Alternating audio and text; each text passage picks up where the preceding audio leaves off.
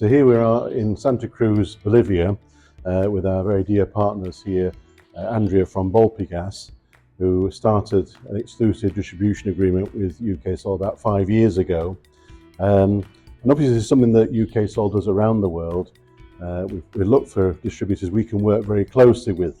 So how have you found the experience of working with UKSOL as our distributor here? Well, the experience has been great so far. It's been a really good partnership these 5 years that we have had. We feel like we have the support from you all the time in terms of like technical specs, quotations, everything getting as fast as possible. We really appreciate that.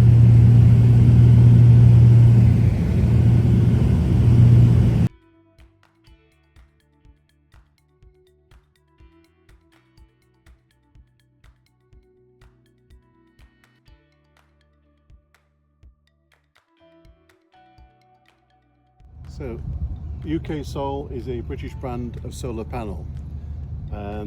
So the money paid for these panels comes back to the UK and is classed as an export and goes into the UK economy to pay taxes, to hire people and to grow the company in England.